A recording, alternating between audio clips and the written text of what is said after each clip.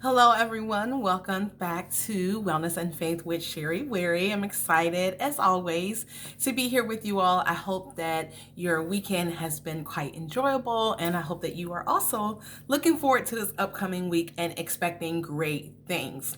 So, as you all can see in the video today, the title of our topic is It's in the Press, and we are going to continue our discussion on the hashtag moment, which is believe, and we are going to use the example of the story rather, of the woman with the issue of blood in order to talk about our hashtag moment.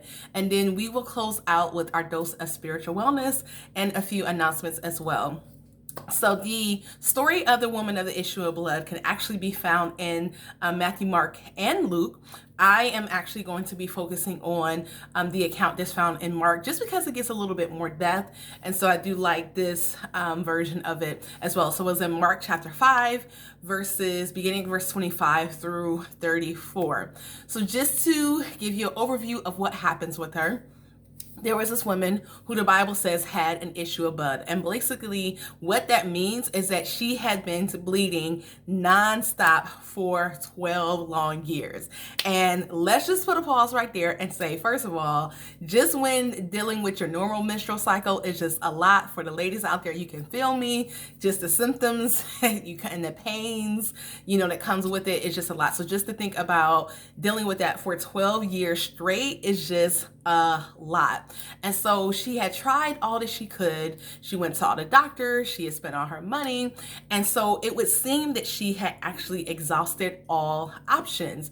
But she decided to go and see about this Jesus, who I'm sure at this point that she had heard so much about. By the time that we meet the woman with the issue of blood in the Bible, Jesus actually had performed several miracles. Now, here's the thing that actually puts her in a pretty particular situation, because technically she should not have even been out in public because of the fact that she was constantly bleeding. When you look at Old Testament law, when a woman was going through her menstrual cycle, she actually had to separate herself from other people because she was deemed unclean, and so she wasn't able to go on through the temple and do other things as well. And so the fact that this woman had been dealing with this issue of blood and bleeding constantly for 12 long years, that not only means that one, she probably was dealing with so many health issues, the fact that she continued to lose blood. Two, she was also probably lonely because she was not able to actually interact and socialize with her family, friends, and other people that may have lived near her as well, just because of her condition. And so with her even conceiving this idea to go and see about Jesus, she was definitely breaking so many laws that were in place and just breaking the norm. But she was more desperate to be healed instead of being stuck in her sickness and in her issue. So she decided to go and try something. So what she does is that she actually pushes through the crowd and she goes to touch the hem of Jesus's garment, of his cloak. Now here's the thing. In order to touch somebody's hem, that means that you are low on the ground, because she was probably trying to hide and not be seen, because again, because of the fact that she was bleeding, she was not supposed to be out among the crowd because she was deemed unclean.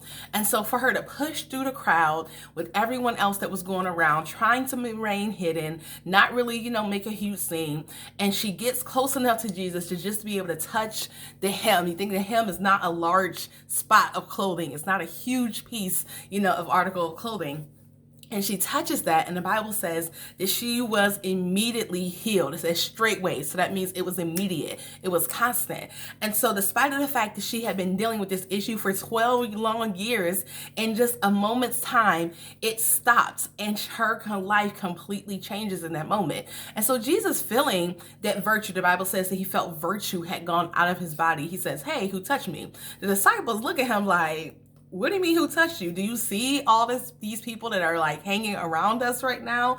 Like, of course you're going to get touched. It's a huge crowd." When you think about going to a concert or going, to a place that is really crowded, is that it's going to be nearly impossible for you not to be touched or bumped by someone else, right? And so just considering the circumstances, that people thought it was really odd that Jesus was going to say, "Who touched you?" Like, yo, we're all getting touched, right? But Jesus, when he was asking this question, he was really calling to attention what had really happened, because it wasn't just a normal touch. Here it is, he knew that there was a transaction, a divine transaction that had taken place. And so the woman, being a little scared, says, "Hey, it was me." And he responds to her and says that your faith has made you whole. And so now she's able to go about her way and begin to live life normally now because of the fact that she's no longer sick, she's healed, and she can go about her business without any hindrance that her sickness had had before. And so here's a dose of spiritual wellness for today, is that you got to press through. You got to press through the exhaustion. You have to press through feeling like nothing else has worked. You got to press through the frustration of just feeling like you're just spinning your wheels. You have to press through even getting out of the box. Press through, being stuck in the mindset or the environment or way of doing things that you've done before. You got to press through and do something different. And you have to press through until you see the change, the miracle, the blessing that you want to see manifest in your life. So press through. It's in your press. Everything that you desire, everything that you desire to have, it is in your press. So that has been our dose of spiritual wellness and our whole episode of Wellness and Faith for today.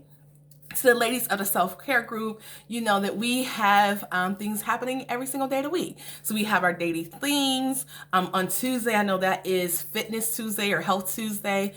So you either get to walk with Sharia or expert coming in, and or both. Like the past 2 weeks, we've actually, or I think it was last week, where Sharia did both, which was pretty awesome. And then on Thursdays is emotional health focus. And so we actually come together, Sharia and I, and do a live free virtual support group, like within the group. And then on Saturday is Small Business Saturday, where we provide tips to start, grow, and maintain your business. So make sure you stay connected with us. Check out the themes for each day of the week so that you can post accordingly. And we look forward to seeing you all soon. So take care, have an amazing day, an amazing week, and remember that it is in your press. Bye.